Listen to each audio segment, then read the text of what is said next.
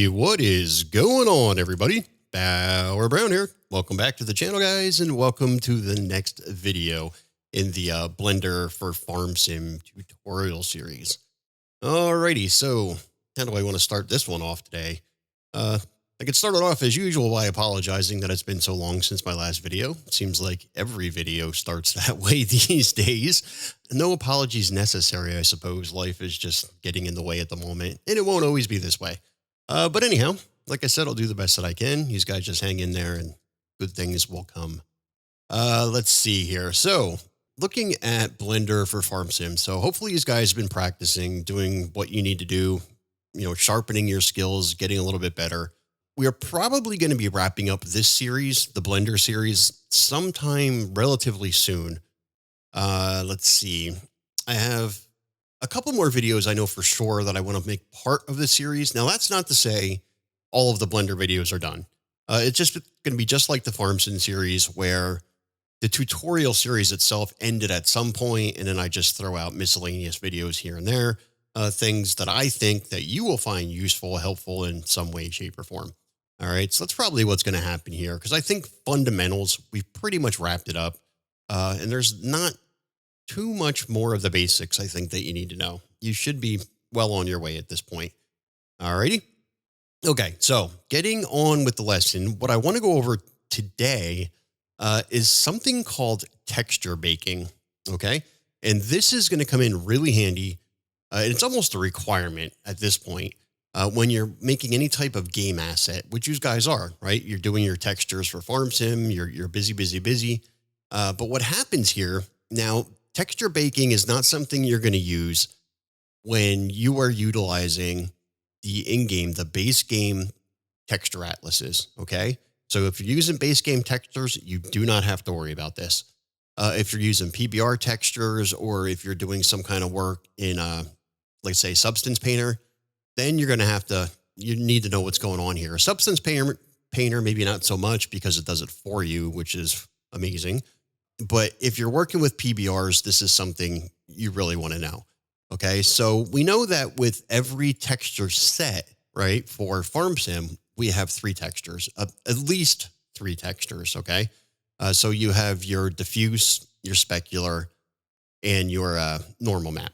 Okay, so you have at least three, and then if you're doing parallax occlusion, then you got an extra two, right? So that's five textures potentially. All right, so in this simple wall that I'm looking at here, all right, I have just two textures, which isn't bad, okay? But with those two textures there, okay, you can see here's three, so that's one set of textures. Down here, I got another set of textures.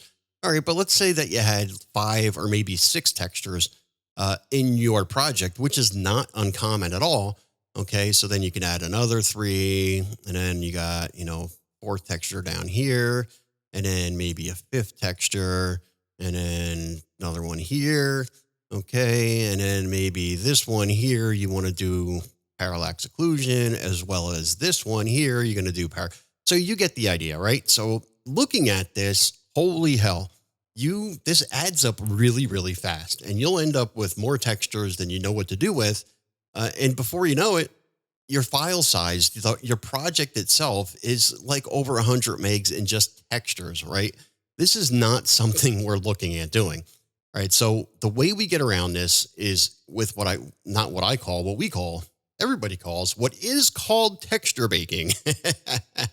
All right, so to maybe give you an example of what texture baking is, if you look through the base game folder, now I didn't really skip ahead to find a good example, but let's see what we got here. Now, texture baking is something like what you see up in this area here, okay? You see what I have here?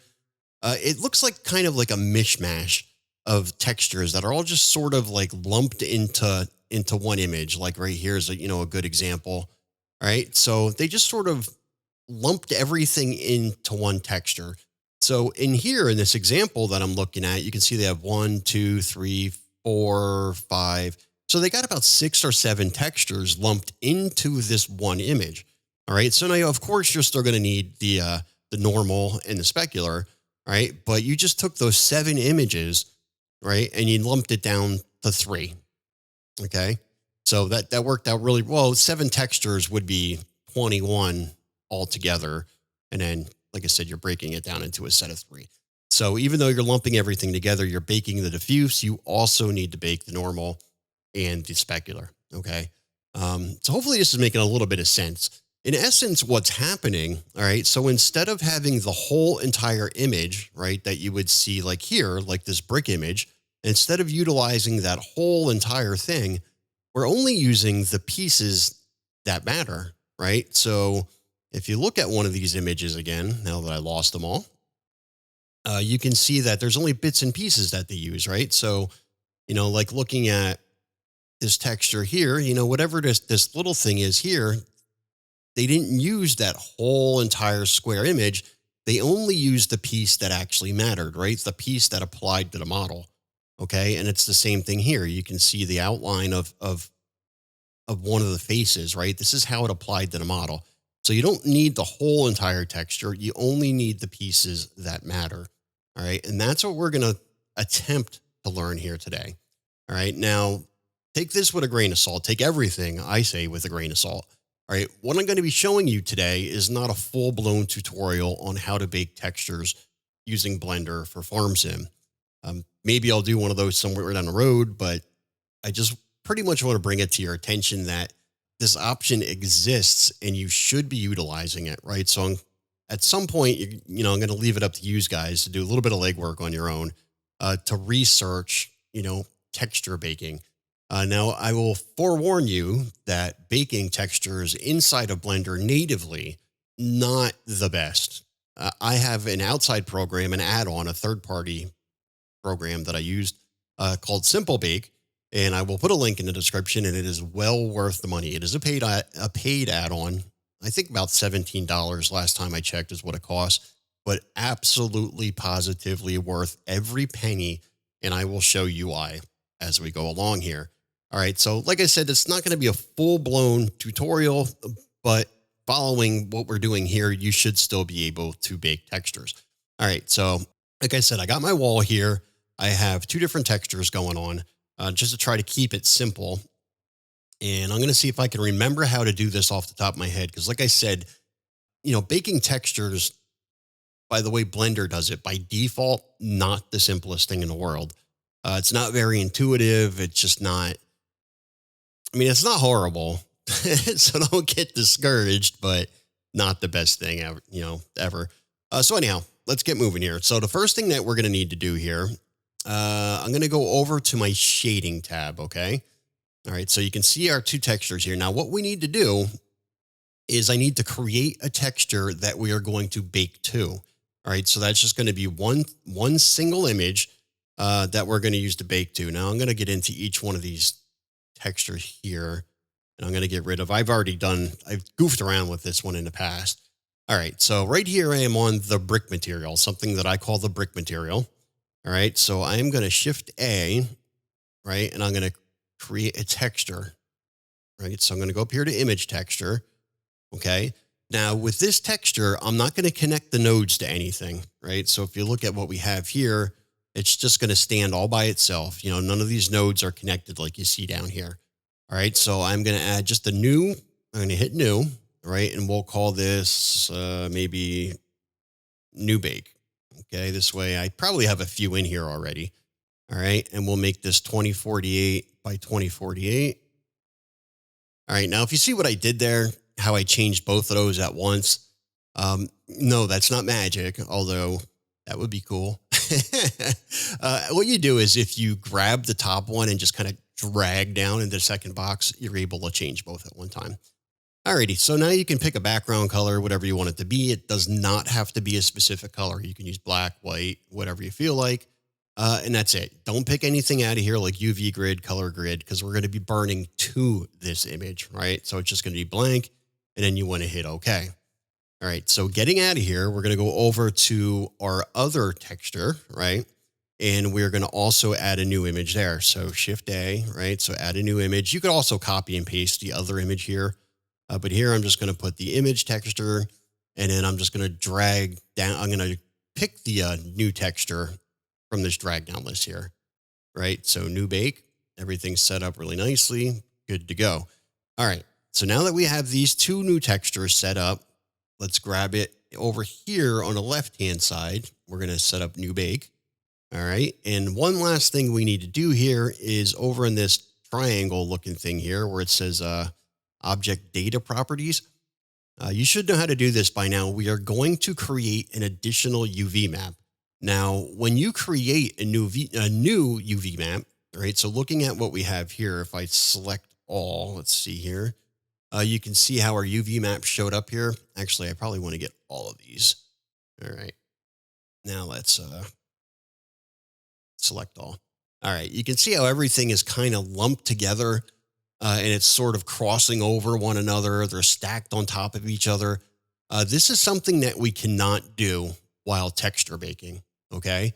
Now, when you work with your texture atlases for the base game textures, this does not matter. You can do this. You can put one over top of the other. You can have a big, huge mess like you see here. Not a big deal. When you're baking textures, they have to be separated, all right? So this is why we're creating another UV map.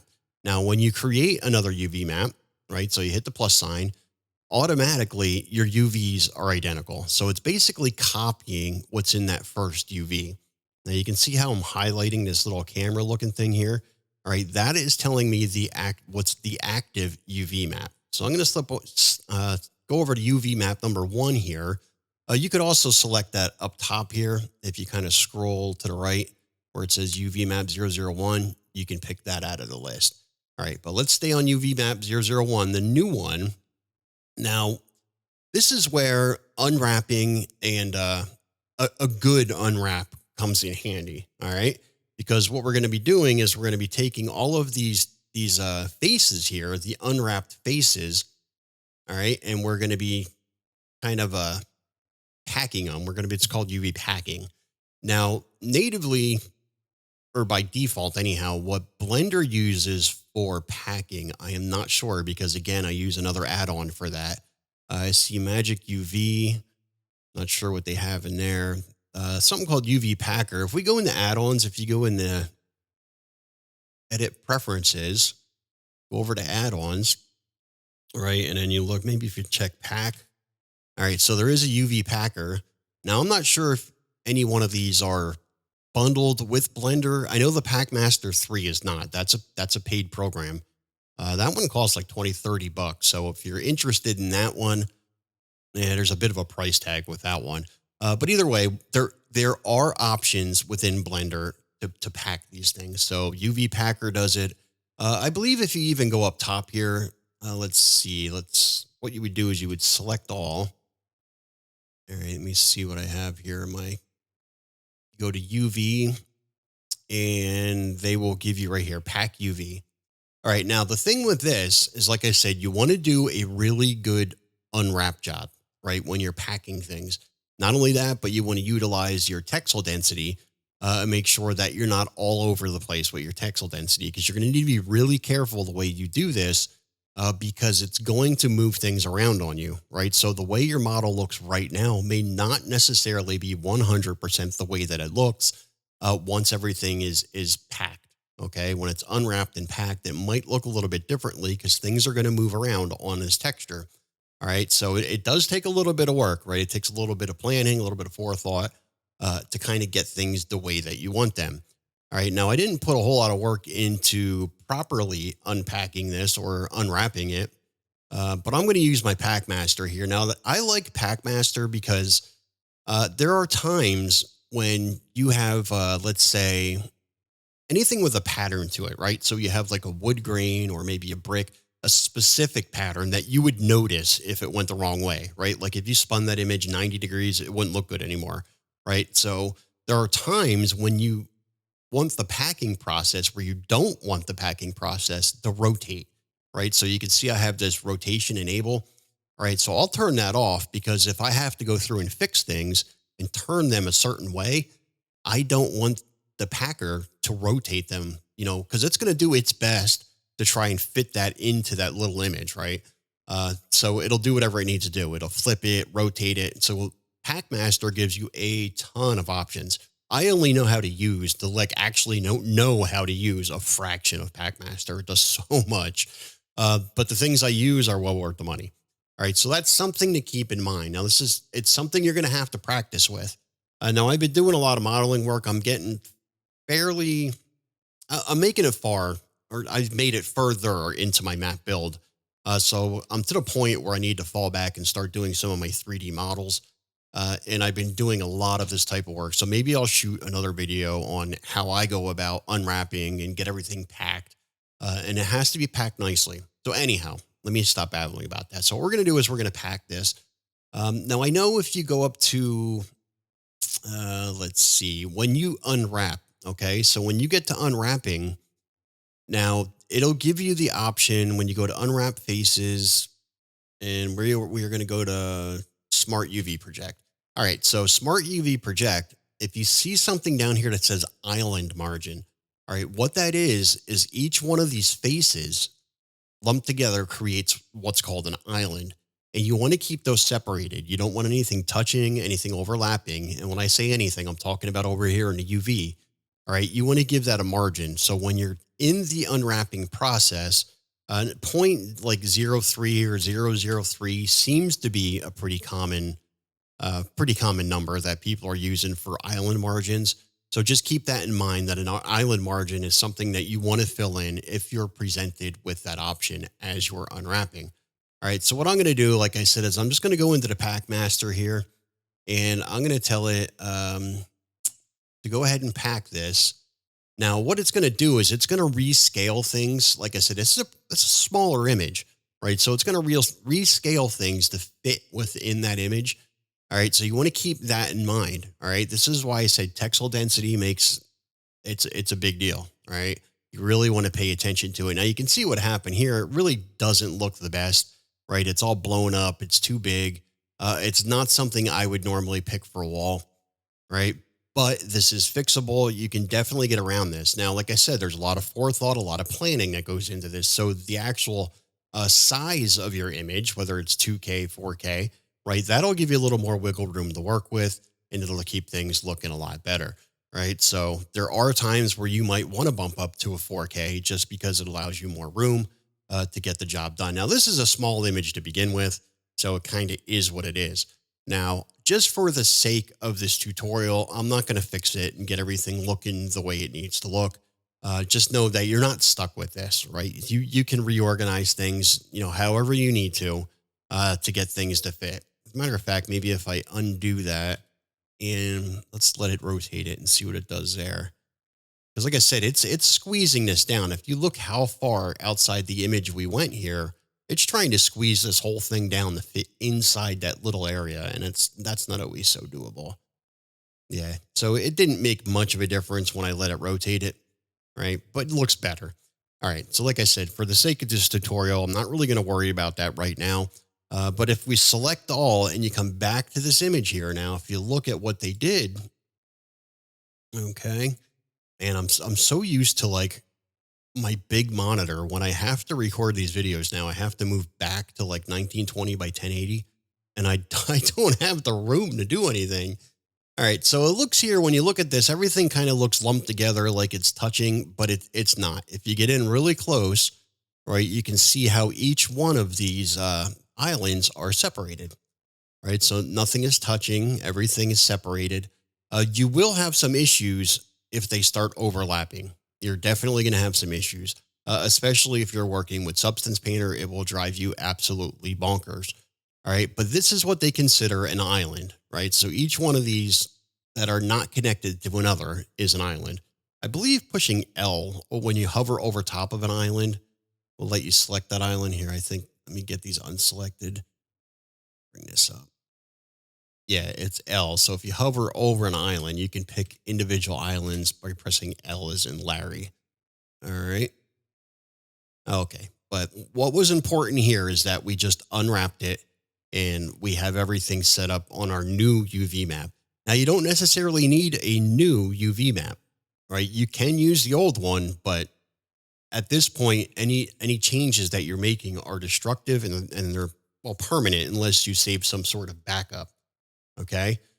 What I like to do is either one, I do all of this in a separate UV, because what you'll see here is what we just did.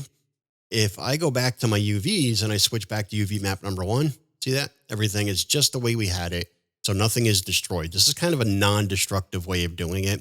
But you can, by all means, if you want to, you can use the original UV map. Just know that everything that you do is going to be a permanent change. All right. So this is why I create a new UV map, to do all of this work in. There are other times, like I said, when we do like parallax occlusion, having that additional UV map is necessary. And there are also other instances where you're going to want that second UV map. If you look at inside of FarmSim at their textures, all right, if you look at what they do with, let's say, right here with this flour mill, right? If you look at the atlases for the flour mill, they're long and slender, that 1024 by 4096, but the mask is not. The mask looks all over the place, right? This is representative of the UV, their UV unwrap that we're currently looking at in our model. All right. And this is their second UV mask, right? So their first UV is what they did here with these three. And the second UV mask is where they're holding it's the UV for the mask and for the height mask. All right. So that's where that second UV comes in handy. Now there's times I figured out with Substance Painter where I can create my mask and still use these normal textures here, the base game textures, but it's a bit of a process. You do need that second mask, and there's different, I won't get into that right now. Maybe some point down the road, we will do a little bit of work with Substance Painter. I'm not sure how many of you guys are actually taking things that far. Like I said, there is a price tag attached to Substance Painter, and it's not that cheap, but it can be. And I think I've explained this at one point before. Like if you go through Steam, it's not a monthly charge at that point. You can get it for one price. But either way, we'll get into that sometime down the road. All right, so back to the shading tab. Now, where I was before is I created a new texture, right? So I created this new bake. Now, on each one of these texture, the screens here, the shading screen, right? I created a new texture. Now, what you want to do is you want to make sure it is highlighted, right? So if it's not, it needs to have that white ring around it. That's highlighted. Then you go over to your other texture, make sure that is highlighted. All right. This is really simple. If you're only doing a single texture, it's really simple, but I don't know if it's absolutely necessary to bake a single texture. But just know that the more textures you put into this, the more complicated it's going to get. It's not going to go as smoothly, but it is what it is. All right. So like I said, we want to make sure each one of those textures that we just created, make sure that's selected, which it is. So for the brick, we have one that's selected. For this topper material, I have this new bake, and that is selected. We have the new bake showing in our window over here. All right, so we're all set as far as that goes. We created our second UV, and that is currently selected. And now if you go up here to this TV looking thing here where it says render, now I've watched some videos that said, and you also want to make sure your object is selected. I'm sorry. So what we have up here, these two objects, make sure each one of those objects that you want to bake are selected, right? So if you want to bake the post and the wall, they both have to be selected. So whatever object you're looking to bake, that has to be selected, right? So I don't want to skip that part. All right. So I did watch videos that said your device here needs to be set on CPU. I've used GPU, and I've had no issues whatsoever. Matter of fact, Simple Bake gives you the option to use GPU. But your render engine, you do need to move over to Eevee, right? If you don't, let me see. Or no, I'm sorry. It does need to be on cycles. So right here, if you look and see where I have bake right here, where it says bake on the bottom, somewhere near the bottom of that list. If you move that over to Eevee, you no longer even have the bake option, right? So this does need to be on cycles. All right. Now feature set, I usually keep that on supported. And then that's it. We're good to go, right? So we can open up bake here. Now bake does give you some options. Now I did not fully explore all of the options that are available through Blender itself, right? So there may be things that it does that I'm not aware of, only because I don't use it. All right. So what we're going to do is we're going to go through here now. Bake type, I think we're going to use combine. Now it gives you different options here depending on what you want to bake. If you want to bake an ambient occlusion, You want to bake your normal map, roughness, emit. Uh, it gives you options. So I think we're going to use combined. Is it combined? Well, let's just give it a shot and find out. I'm pretty sure that it is. Let me look through a list here really quick. I don't believe it's diffuse. Let's just go with combined. Or let's see what options it gives us for diffuse. Yeah, let's stick with diffuse. All right, like I said, I don't use it, so I apologize ahead of time. This is why I said you may you may want to double check what I'm telling you. Now, with the color, the contributions here, make sure direct and indirect are not checked because what that is the lighting. Now, depending on how you have the lighting set up in your scene, you will bake that lighting or the lighting effect into your image, and you don't want to do that, right? So you want to make sure those are unchecked because you don't, the game engine will take care of the lighting for you, right? So Giants engine will take care of that. You don't want to bake that in there, right? So make sure those are unchecked. Let's see, target image textures, clear range. So everything else looks pretty good from here. All right. So once you make sure your objects are selected, your new image is created and selected, you have your new bake over here, then you can go ahead and hit bake. Now, depending on your system and how many images you're working with and the whole 9 yards, this could take a minute or two. I've seen them go super fast. I've seen them take quite a while. Now, to its credit, Simple Bake seems to be extremely fast for some reason. Well, again, it depends. But for its a basic bake, it seems to be much faster. Right? And quickly before we go, I'll go over a few things with Simple Bake in the reasons that I find it useful or way better than baking blended, natively through Blender. Let's see. So it looks like it's done. And the image that we have here, right? So you can see what it did. It only utilized the parts of the image that we're using, right? So I no longer have that whole entire brick area or the other cement texture that I used. Now, what you would do here is you would kind of go through, I think it's, let's go to image. Yes. And then you would save as, right? So go up here to these three stripes here, click on that, go down the image, and then save as, and you can save that as, let's say, your new bake diffuse.png. All right. Now, you would repeat this process with the normal maps and the diffuse. Now, it gets a little trickier with the diffuse because with Farm Sim, we have 3 different textures that are making up that diffuse, which is not so easy when it comes to this process. That's why I tend to not even use it. Even the normal map isn't that easy. I mean, for me, it's not. For what most people are using this for, it's not bad. You can actually create your own normal map using this process, right? But we don't. We just want to kind of bake everything and combine it. And if you really wanted to, you could experiment with this by putting it into Materialize. I don't think you'll get the results that you're hoping for, but I guess in extreme measures, if you're desperate enough, you could.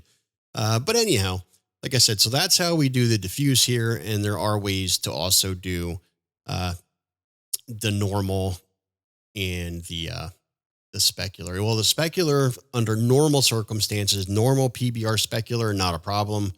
It's a bit of an issue with the Farm Sim specular. Alrighty. So like I said, you're going to have to repeat this process for each one, for your diffuse, your normal, and your specular. All right. So that is basically everything that's involved with baking textures through, natively through Blender. All right. Now with this program that I have here, Simple Bake, you can see that with Simple Bake, I can actually create a process, right? I can create a preset called, mine now is called Giants 9 asset, right? And from there, it lets you pick the objects that you want to bake. It lets you pick which bakes that you want. So I want the diffuse, I want the normal. You can pick DirectX versus OpenGL. So you can pick, you don't want the specular through here. I'll show you what we're doing here in a little bit. But you can pick the maps that you want to bake there. All right. Go down to special bakes. Ambient occlusion, I usually have clicked on there. Now, what's really nice here is, and I'm going to show you here in a minute, I probably really need to, let me see if I go back to settings here. Let me go to Giants 9 and load this. All right, so load that up. All right, pick your objects, PBR bakes. Okay, so you can see I have my roughness, glossy, a diffuse, a metalness, and a normal. It's going to bake all of those for me in one shot. Special bakes, I have ambient occlusion. I have that. So we're going to need that as for our specular, because what is the specular? It's your smoothness, your ambient occlusion, and your metalness all lumped into one. So it's going to bake that for me. It lets me pick the bake width, height, all that sort of thing. I mean, you can do some of this stuff through Blender. This tells you to bake multiple objects into one texture set, which we did. Export settings, I export my bakes. Now there's something down here that is really, really handy. And I'm going to see here where we find it right here. Channel packing. This lets you pack your channels in the bake process, right? So what is our specular map, right? Smoothness, ambient occlusion, metalness, and it's channel pack from our RGB channels, right? So I'm able to take that smoothness, ambient occlusion, and the metalness in the bake process and lump that together, pack those channels. You can see right here, roughness, ambient occlusion, metalness, and that will bake the specular map for me. And then that is it. I just hit bake and it will bake all three maps in one fell swoop. No problemo. Like I said, if you're going to spend money on anything, Simple Bake is absolutely 100% by far above and beyond what you should be using if you're doing any type of baking on a regular basis. All right. So like I said, if you get into Substance Painter, baking is not as important anymore, right? Because it handles that for you. And trust me, it's a heaven sent. Now I was just showing this to a friend of mine this weekend. I finished up. I just did. This is for the new map, right? So this was going to be the tractor dealer or the shop, I guess you can say, for the new map. And this was done in Substance Painter. Okay, so I took care of this in Substance Painter. All right, which looks relatively nice. It looks pretty good. But if you go over and you look at my maps here, my texture maps, right, you can see how it worked, all that, and that's what a baked map looks like. I think I just opened up the DDS file. Shame on me. I didn't want to do that. I just wanted to open up the PG or the PNG. Either way, we'll let it open up really quick, and I'll show you, kind of what everything looks like when it's baked through, another program. All right, so once this opens up, this is kind of what you have here for, a baked image, right?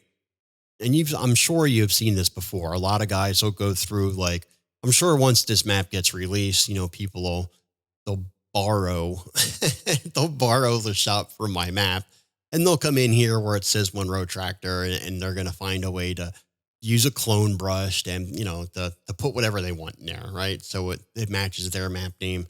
That's what a lot of people do. The nice thing with working with it this way, right, is you save the project, you save the Substance Painter project. So if you want to utilize this building on another map, you can just go in there and directly, change the project itself. You don't have to do all that hacky work where you're clone brushing something out. You just go in there and give it a new name, right? It really is that easy, and it makes it a joy to work with. You can change colors. You can go back and change colors. You can change anything you want. Super easy. Reburn your textures or rebake your textures, and you're good to go. So, like, obviously, you can tell that I'm a fan of Substance Painter. Like I said, it's not for everybody. There is a learning curve and there is a price tag, right? But don't get discouraged. If you can't afford Substance Painter, do not get discouraged, because there are plenty of ways to get the job done without Substance Painter. It just all depends on how much you're willing to put into it, and how much you're willing to learn, right? And we will get there, slowly but surely. We will tackle all of those subjects, and we'll try to cover them all at one point or another. At the rate I'm putting out videos, we're all going to be 85 by the time that gets here. But like I said, right now, I have a lot of things going on. Life is just getting in the way, and it won't always be this way. I go through spurts. You guys should know that by now. But anyhow, that in a nutshell is texture baking. All right. It's something you are going to want to know if you're working with PBR textures, especially for Farm Sim. Okay. Like I said, keep in mind about that specular. This is not easy to do natively through Blender. That's why I use add-ons to cover that for me. It makes it much, much more simple. Alrighty. And I think I'm going to leave it there. So like I said, do yourself a favor, head over to YouTube. If you're interested in texture baking and, look up some of your own videos, do some of your own legwork on texture baking. Don't rely solely on me because I screw things up a lot. And I don't use this. I don't use a Blender itself for my baking. I'm going to use Blender, but I use an add-on. You know what I mean? Alrighty. So I'm going to leave it right there. With that being said, I'm Bauer Brown, and I will see you on the next one.